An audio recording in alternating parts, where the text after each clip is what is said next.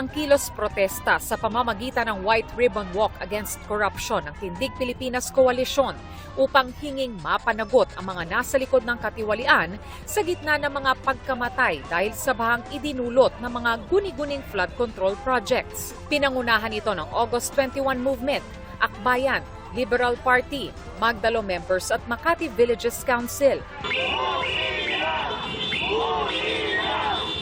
Matapos nito, nagsagawa sila ng programa sa Ninoy Aquino Monument sa kanto ng Paseo de Rojas. Ngayong meron ng arrest warrant para sa dating kongresistang si Zaldico at iba pa kaugnay sa flood control anomaly, sabi ng koalisyon. Sana hindi ito maging dahilan para mag-let go ng konti ang mga tao because the fight is not through until we see some people going to jail. We have to make sure that these people stays in jail. Positibong hakbang na i-aresto si Zaldico pero alalahanin din po natin na huwag siyang patahimikin. Bagamat may mga dubious content dito sa testimonya niya, sana bigyan siya ng due process para mailabas din niya yung ebidensya na inaalam niya. Mga grupo naman ng kabataan at estudyante ang nagkilos protesta sa Mendiola sa Maynila. Lahat ng pangkot! Ang Artikulo 11 na koalisyon ng mga sectoral at progressive organizations nagmarcha sa UP Diliman Campus. Ang paninindigan namin ay dapat lang managot si Marcos, si Duterte at lahat ng sangkot sa corruption. Walang dapat sinuhin. Walang dapat malibre. Inanunsyo rin ang Artikulo 11 na lalahok sila sa kilos protesta sa November 30 sa Rizal Park, Luneta.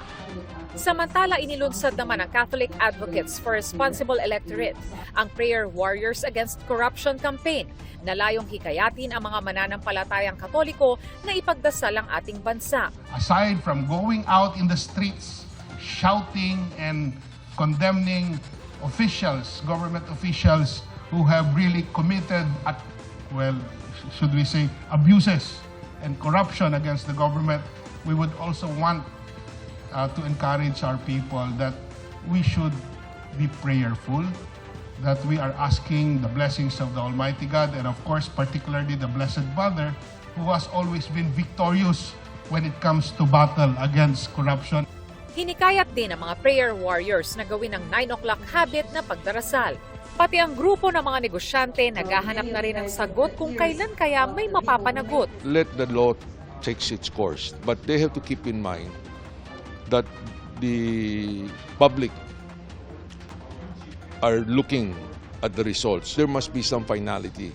That problem of corruption will keep coming back because the system really incentivizes politicians to steal, you might say steal from the government in order to keep themselves in power. Bukod sa pagpapanagot sa mga sangkot sa katiwalian, mahalaga rin daw na magkaroon ng reforma. We actually need reforms in the system. This is a great opportunity because of the public outrage to keep the pressure on our legislators to pass the long-delayed and much-needed reforms. There's hope for the public because our government, I think, is doing their best. But we need to put pressure. The people should be made accountable. Kulong, conviction, bantayan natin. Let's be patient. Para sa GMA Integrated News, ako si Von Aquino, ang inyong saksi. Paglipat kay dating Bambantarlac Mayor Alice Guo sa Correctional Institution for Women sa Mandaluyong, hindi pa napatutupad. Kasunod yan ng paghahain ng kanyang kampo ng musyon para manatili siya sa Pasig City Jail Female Dormitory.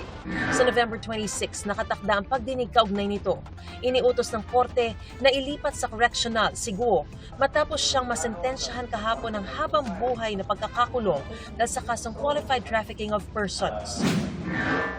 Cassandra Leong, nasangkot sa mga kasong may kinalaman sa human trafficking at illegal na pogo at large at wala na sa kustodiya ng Kamara. Ito ang naungkat kanina sa pagdinig ng Senado para sa proposed budget ng Department of Justice o DOJ para sa taong 2026. Si Cassandra Leong po ba, under detention pa rin ba siya ngayon, Mr. Chair? Ngayon po si Cassandra Leong, naka-release ho siya. So hindi siya Paano po nangyari yon, Mr. Chair? Mr. President, actually nagulat rin ako. Mr. Chair. pareho ho tayo nagulat kasi tinututukan ho natin tong case. Agosto at Setyembre nung nakaraang taon nang dinetain ng Kamara si Ong dahil hindi siya nagsumite ng mga hinihinging dokumento noon ng Quadcom.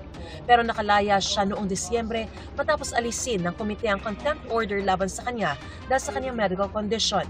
Isa si Ong sa mga suspects sa qualified human trafficking kaugnay sa ni-raid na Lucky South 99 Pogo sa Porac, Pampanga. Sangkot din siya sa kasong money laundering na inihain laban kay Alice Guo. Kumukuha pa raw ng impormasyon ng Bureau of Immigration kaugnay sa Lucky South 99 kay Cassandra Leong at pati kay Harry Roque na agad naman daw isusumite sa Senado. Desisyon ng Appeals Chamber ng International Criminal Court o ICC kaugnay ng apela ni dating Pangulong Rodrigo Duterte para sa kanyang interim release, ilalabas sa November 28. Base sa inilabas nilang dokumento, ilalahad dito sa open court bandang alas 5:30 ng hapon dito sa Pilipinas. Noong Setyembre ay ibinasura ng ICC Pretrial Chamber ang hiling ni Duterte na palayain muna siya habang dinidinig ang kanyang kaso.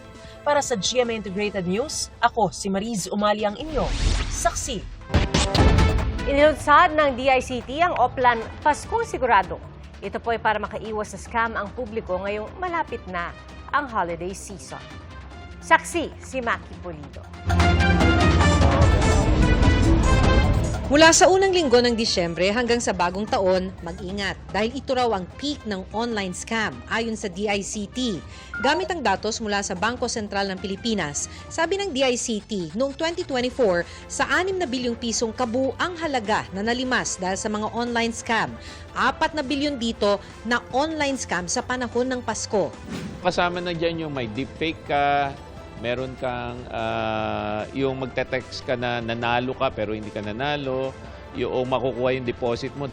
May dagdag na babala ang DICT. Kung biglang 2G o 3G ang signal, huwag mag-online transaction. Di raw ligtas dahil maaaring may aparatong kung tawagin ay IMSI catcher o stinger na masasagap ang mga impormasyong tinatype mo sa cellphone. Dinideploy yan malapit sa mga malls o mga restaurant. Kaya nga, di ba, magtataka ka, teka, paano nila nakuha yung bank account ko or ano? Yung pala, nag-transact ka somewhere na malapit sa isang IMSI catcher. Kaya importante, mawala ang 2G, 3G. Pag nawala siya, or yung babala namin sa publiko, pagka magtra-transact ka ng online banking o kaya mag-GCash ka, tignan nyo na 5G. 5G o kaya 4G. Kaya inilunsad ng DICT ang Oplan Paskong Sigurado. Hindi lang para paalalahanan ng publiko na mag-ingat para makaiwas sa online scam, kundi para ihanda ang mabilis na responde sa mga sumbong sa hotline 1326. Tandaan ang 12 scams of Christmas kung saan online shopping at fake delivery scam ang mga nangunguna. Mula December 12 to 25 daw ang highest risk. Pero mainit pa rin ang online scam hanggang bago magbagong taon. After Christmas, scams shift to returns, exchanges, fake raffle wins, and New Year promo scams. Increase in e-load scams, fake refund notifications, and phishing disguised as year-end sales. Nabiktima na noong nakaraang taon si Jeric nang mag-order ng intercom pero baby wipes ang dineliver. Kaya ngayon daw sa mga legit online seller na lang siya umuorder sa halip na sa mga seller sa social media. Hindi ako umuorder. Kumbaga, pass. Lipat ako. Para sa GMA Integrated News, ako si Maki Pulido, ang inyong saksi. Arestado ang 2 Tsino matapos ireklamo ng pangingikil ng kapwa Tsino. Ang mga suspect, dati umanong nagtatrabaho sa Pogo. Saksi si June Veneracion, exclusive.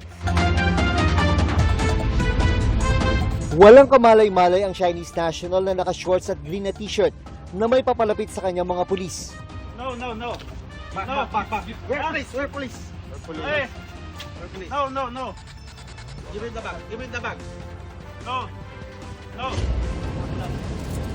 May isa pa siyang kasama na mabilis ding pinusasan. Entrapment operation ito ng Special Operations Unit ng Southern Police District sa Parañaque City Miyerkules ng hapon. We are arresting you for the crime of estafa. Ginawa ang entrapment dahil sa sumbong ng isa ring Chinese laban sa dalawa. Nagsimula ito na makatanggap daw ng litrato ang complainant mula sa isang suspect na nagpapakita na nakatali ang kanyang kaibigan sa harap ng Parañaque Police Station. 2 beses daw hininga ng pera ang complainant na umabot sa 250,000 pesos para mapalaya ang kaibigan. Yung mga itong hingilan ng mga suspect ay nagduda na yung Reyna at nag-check siya through his friend na sa Paranaque City Police Station kung meron ba talaga nauli na Chinese national. Kahit di pa na wala. Dito na niya nakumpirma na niloloko lang siya ng kanyang kaibigan sa tulong ng kasabwat. Kaya nagsumbong na siya sa mga pulis para ipahuli ang dalawa. Yung ating mga nahuling mga suspects ay kakasuhan ng robbery extortion dahil yung kanilang paghingi ng pera ay mayroong threat. Wala pang pahayag sa ngayon ng mga sospek. Sa investigasyon ng PNP, lumabas sa mga dating POGO worker ang mga sospek at ang complainant. Nalaman din na pugante para sa China ang isa sa mga naaresto dahil sa pagkakasangkot sa credit card fraud. Para sa GMA Integrated News, June Veneracion ang inyong saksi.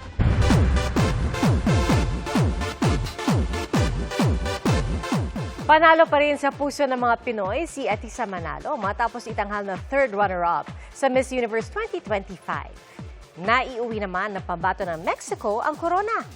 Narito ang showbiz saksi ni Nelson Canlas.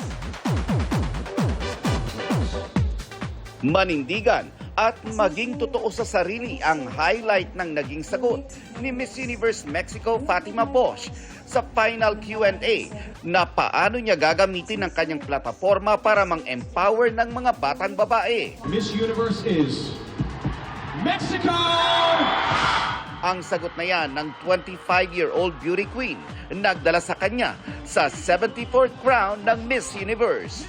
Pero bago pa man ang coronation night kanina, nagpakita na ng strong personality si Fatima na hinangaan ng marami. Sa sashing ceremony ng pageant, nagkatensyon nang i-call out ni Miss Universe Thailand National Director Nawat Itzaragrisil ang pambato ng Mexico dahil hindi umano ito naka-attend ng sponsor shoot. Habang nagpapaliwanag si Fatima, pinutol siya ni Nawat at tinawag umanong dumb. Security. May ilang beauty queen na sumunod kay Fatima. Stop. Gayon din ang nooy reigning Miss Universe na si Victoria Telbig ng Denmark. Sa post ng Filipino pageant media member na si Adam Henato, ikinuwento ni Bosch na hindi wasto ang naging pagtrato sa kanya. You know that as a country, you have all my respect. I truly love Thailand. I respect all of you. I think that you're amazing people. But what just your director did is not respectful. He called me dumb because he had problems with the organization. And I think that's not fair because I'm here and I do everything okay. I don't mess with anyone. I just try to be kind. I'm trying to give my best. And he just shot me and he just said to me and shut up and a lot of different things. And I think that the world needs to see this because we are empowered women and this is a platform for our voice. And no one can shut our voice and no one will do that to me. Sa isang live stream naman, humingi ng sorry si Nawat saan niya'y misunderstanding sa pageant. Kinausap daw niya ang nasa 70 pang kandidata at humingi ng tawad. Sabi naman ng Miss Universe Organization, prioridad nila ang respect, safety, and integrity ng lahat ng participants, staff, at stakeholders. That everyone at home, every woman, doesn't matter if you have a big dream, if you have a crown, if that's take away your dignity, you need to go. Thank you. Itinanghal namang first runner-up si Miss Thailand, Pravinar Singh. Second runner-up si Miss Venezuela, Stephanie Abasali. Third runner-up ang pambato ng Pilipinas na si Maria Atisa Manalo. At fourth runner-up si Olivia Yase ng Cote d'Ivoire. Ang Pinoy pageant fans, hati ang naging opinyon sa resulta ng coronation. Pero ang ipinagmamalaki ng marami, ang all-out na performance ni Atisa. Sa preliminaries pa lang, inislay na ni Atisa ang swimsuit competition,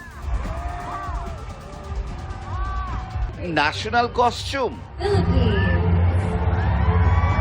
at evening gown.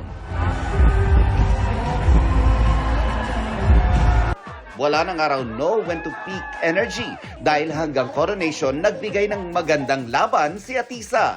Ito na ang huling pageant na sasalihan ni Atisa na sinimulan ang kanyang pageant journey noong 10 years old pa lang siya. Para sa GMA Integrated News, Nelson Canlas ang inyong saksi. Mga kapuso, maging una sa saksi. Mag-subscribe sa GMA Integrated News sa YouTube para sa iba't ibang balita.